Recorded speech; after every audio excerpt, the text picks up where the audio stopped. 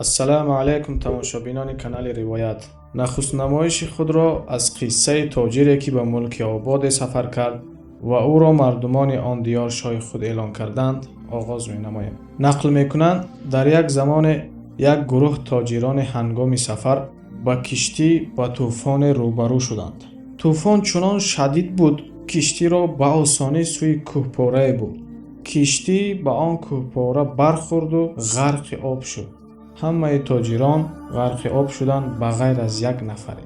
Он марде ки зинда монда буд, болои тахтаи киштие ки шикаста буд болои он баромад, ҳуши ёди худро аз даст дода буд. Он тахта шинокунон мерафт. қарибии субҳ буд, ба хушкӣ расиду боз истод. марди зиндамонда ба ҳуш омаду худро дар ҷазираи пур аз дарахтони мевадори ободе дид.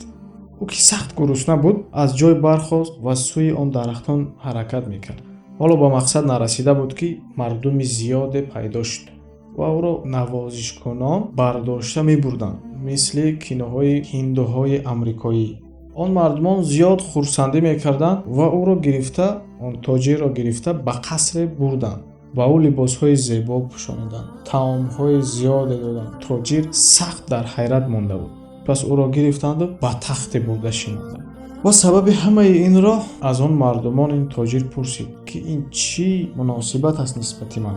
ашрофзода аз ҷой бархесту гуфт: эй марди худо, моро муддатест ки подшоҳ ҳамон фавтидааст.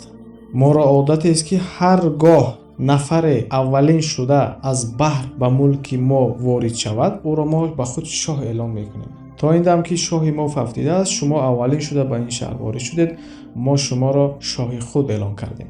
пеши шумо ду роҳ аст: ё шоҳ мешед, ё мо шуморо мекушем. кушта хоҳед шуд. албатта тоҷир шоҳ шуданро интихоб мекунад, ҳеҷ кас кушта шуданро интихоб намекунад. хулас марди тоҷир ин пешниҳодро қабул кард ва шоҳи он мамлакат гашт. ӯро ҳам шаҳр, ҳам мардум ва ҳам боду ҳавои он мулк писанд омад. муддате дар он ҷо зиндагӣ мекард, шоҳигарӣ мекард ва рӯзе ашрофзодаҳо шоҳро гирифта ба як майдоне бурданд, ки хело дур аз шаҳр буд.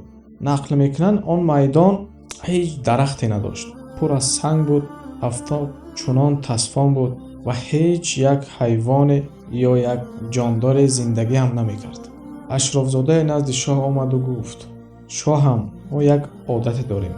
ҳар вақт шоҳ 5 сол ҳукмронӣ кунад, баъд аз 5 сол мо ӯро оварда ба ин ҷо бадарға мекунем.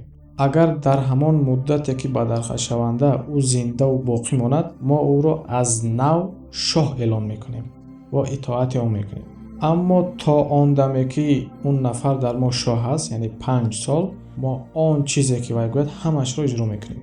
10 нафар ба ин ҷо мо бадарға кардем, ҳама фавтиданд, ҳеҷ кадоме зинда намонданд.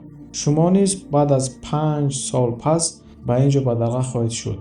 агар зиндаву солим мондед, мо шуморо аз нав шоҳ эълон мекунем. ин тоҷир, шоҳ аз шунидани ин суханҳо чунон ғамгин шуд ва бо ҳамон ғаму ғусса ба шаҳр баргаштанд. муддати чанд рӯзҳо чизе намехӯрд, ёду хаёлаш фақат он майдон буд. тоҷир ки марди худотарс буд, шабу рӯз дар итоати худо буд, дар ибодат афтод ва аз худованди мутаал роҳи ҳидоятро талаб намуд.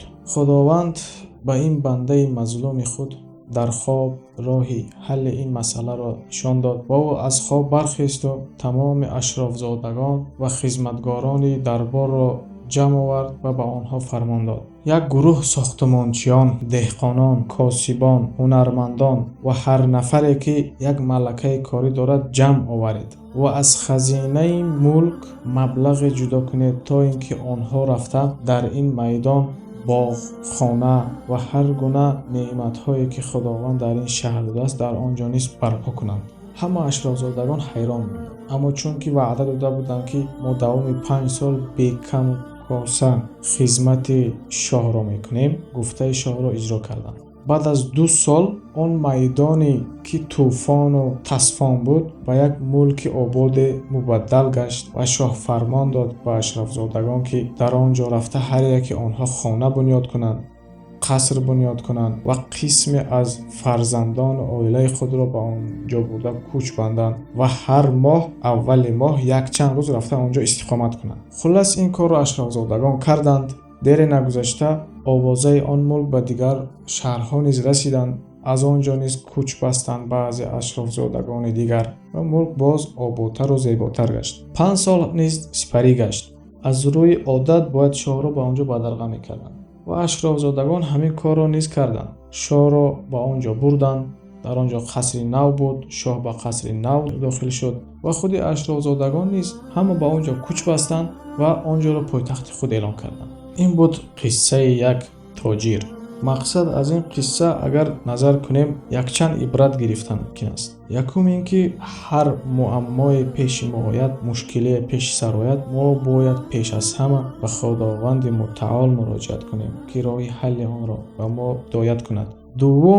дуввум ба ҳар муаммо мустақиман назар кардан шарт нест. яъне ки агар он шоҳ тамоми 5 сол ғаму ғусса зиндагӣ мекард ё ин ки аз он шаҳр роҳи гурез меҷуст, ин роҳи ҳал набуд. бинед чӣ кор кард? гуфт 5 сол ман имконият дорам ки инҷо обод кунам, барои худам шароит аввал муҳайё кунам, баъд аз 5 сол дар он ҷо чӣ хеле хоҳем зиндагӣ мекунам. сеюм ин ки баъзан вақт менолем ки инҷа об несту, шароит несту барои зиндагӣ кардан, аммо шароита муҳайё кардан дар кор. гар оқилем, албатта ҳар рӯзу соати умр бояд бепарво набошем. фикр мекунам аз ин қисса ибрате гирифтед ва агар шумо қиссаҳои ҳаётӣ дошта бошед, навишта ба почтаи мо равон кунед. мо албатта онро ба хонандагони канали Ривоят мутолиа хоҳем кард. ба диққататон ташаккур.